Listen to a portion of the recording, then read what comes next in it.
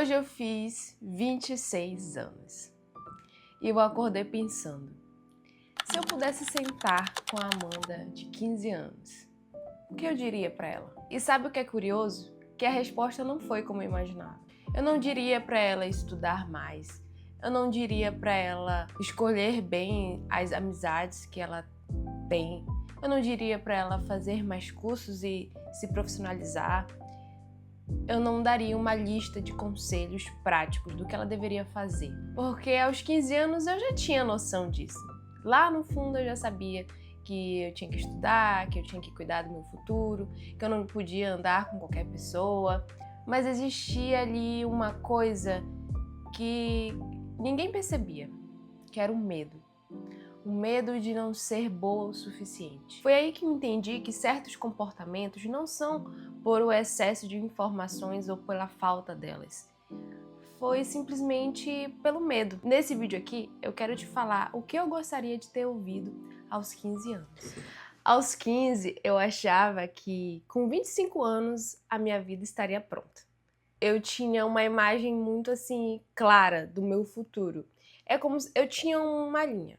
Eu ia terminar o ensino médio, eu ia entrar numa faculdade e seria a faculdade que eu já, daqui a uns 2 anos, eu já saberia mais ou menos o que era, porque eu terminei o ensino médio já sabendo para onde que eu queria ir. Eu iria terminar a faculdade e aí eu iria encontrar alguém e eu iria casar aos 25 anos. Aos 25 anos eu ia casar e provavelmente eu me mudaria com essa pessoa para outro estado, para outro lugar, e nós estaríamos servindo a Deus nas missões, viajando as nações, e provavelmente nós iríamos, daqui a uns 3 anos, engravidar, ter o nosso primeiro filho. E aí construir uma família, né? E tudo mais. Lá para os 20 e poucos anos, 28, 29, não sei. E nós já estaríamos numa bela casa, um belo carro e muito bem estabilizados financeiramente, emocionalmente. E todas as perguntas que eu tinha já estariam respondidas e eu imaginava um felizes para sempre aos 25 anos. Como se a vida não fosse imprevisível muitas das vezes, eu estava controlando tudo. Na minha cabeça era isso, né? Você estuda, escolhe uma profissão, escolhe alguém para passar o resto da sua vida e aí você simplesmente vive a vida e pronto, já está tudo bem. E sinceramente, eu realmente acreditava fielmente nisso. E agora, aos 26 anos, percebi que a vida ela não é muito bem assim. E que as minhas perguntas, elas não foram todas respondidas. E que essa linha do tempo que eu botei na minha cabeça aos 15, ela não existe. Ela não existe porque a vida muda. Graças a Deus por isso. A vida muda, nós mudamos, as pessoas que estão ao nosso redor também mudam. Eu imaginava que a minha melhor amiga aos 15 anos ia estar comigo para sempre, como a gente falava. Ela ia acompanhar todas as fases da minha vida e eu a dela. E aí, aos 60 e poucos anos, nós estaríamos rindo das coisas que a gente fez na juventude. Eu nem tenho mais contato com essa melhor amiga dos 15 anos. Não é querendo te assustar, mas não significa que tudo fracassa, que tudo dá errado.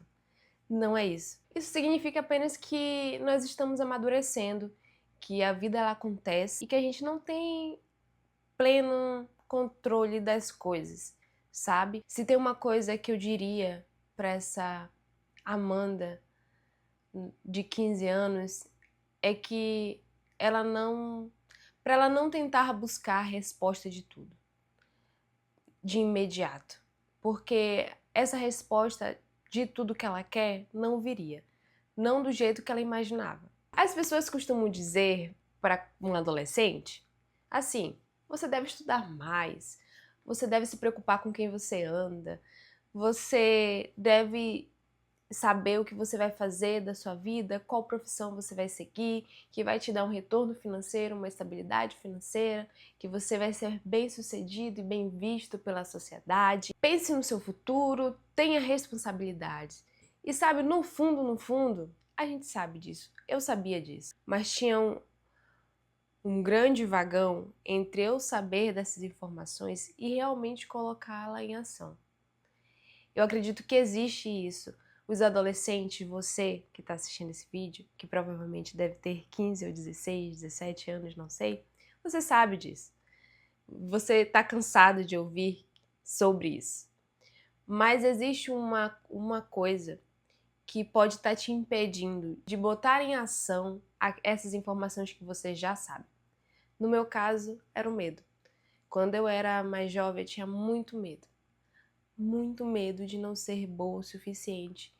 Muito medo de escolher a profissão errada, de casar errado, de tomar decisões erradas, de estar perto de pessoas erradas. Era um medo absurdo de errar. Eu tinha medo de não estar entendendo os propósitos de Deus na minha vida, de não construir uma família feliz. Eu não queria que os meus filhos passassem por uma família disfuncional como eu tive. Eu não queria, eu queria saber escolher bem, eu queria fazer escolhas diferentes para que a minha vida tivesse um rumo diferente e, consequentemente, os meus filhos e a vida fosse diferente daquilo que eu tinha visto, dos exemplos que eu tinha visto. Então eu tinha medo e esse medo me tornou uma pessoa controladora e rígida, na minha adolescência principalmente. Eu lembro que eu me cobrava muito. Eu me cobrava muito e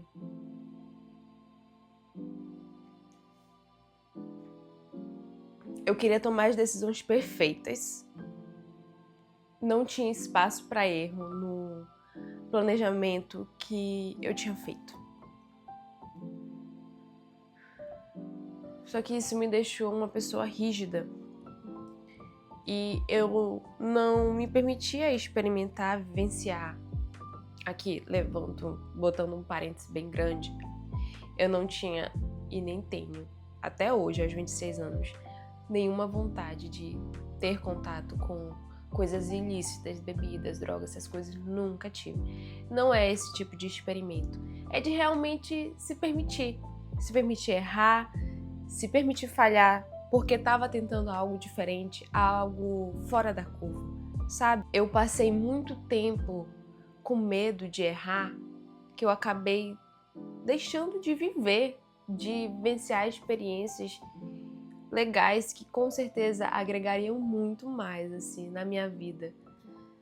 Hoje, eu olhando para trás, eu consigo perceber que eu poderia ter sido mais leve comigo mesmo, sabe? Quando a gente é adolescente, existe essa pressão, né, querendo ou não, da família, dos pais, da escola, né, o discurso de sempre que você tem que saber escolher bem, saber a sua profissão, o que você quer fazer da sua vida toda aos 18 anos, quando o ensino médio acaba e você tem que escolher qual graduação você vai seguir. E essa graduação parece que quando você tem 18 vai definir a sua vida toda e você, no meio do caminho, não pode mudar de ideia. Parece que esse caminho vai dizer quem você é. Mas graças a Deus que a nossa identidade, pelo menos a minha identidade, ela não está baseada naquilo que eu faço. Esse pensamento, muitas das vezes a gente acredita que só existe um caminho certo, né? Que só existe um caminho a se seguir. Mas eu gostaria de ter entendido que aos 15 anos faz parte experimentar outras coisas. Faz parte do crescimento você olhar um pouco fora do óbvio, de você fazer um curso diferente, de você construir hobbies e testar habilidades e ser ruim naquilo, e se for bom, nossa, você descobrir algo que você achava que não era boa, sei lá, entrar de cabeça num instrumento diferente, fazer um esporte diferente, você pintar, você saber desenhar, você se desenvolver numa dança, você fazer experimentos, projetos diferentes, fora da caixinha, e você se permitir ser bom ou ruim naquilo. E dali você conhecer personalidades, partes de você que você não saberia se você simplesmente não tivesse saído daquilo que é óbvio. Eu teria explorado outros talentos, sem sombra de dúvidas. Porque o experimentar nessa fase é uma fase assim que você está se descobrindo. A sua identidade, ela ainda está sendo moldada, né? E existe muita influência de muitas pessoas. Hoje em dia, naquele tempo nem tanto, mas hoje em dia da internet, parece que quando você olha assim para a vida do outro, parece que você está sempre atrasado. E não é isso. Não é. Você não está. E já que eu entrei sobre esse assunto, sobre a internet, eu preciso falar sobre isso. Não tem como não falar, porque eu acredito que é a fase que mais existe isso. Eu sei que muitas meninas vão assistir esse vídeo, então é importante que eu fale sobre isso também. A comparação, ela é extremamente silenciosa. Ela faz você acreditar que todo mundo está mais preparado que você. Que todo mundo é mais bonito, que todo mundo é mais inteligente, que todo mundo é mais talentoso, e aos poucos você vai se apagando, se diminuindo, achando que não é suficiente. Você duvida de si mesmo. E como um relato pessoal, aos 16 anos eu tinha um sonho de ter o meu canal no YouTube.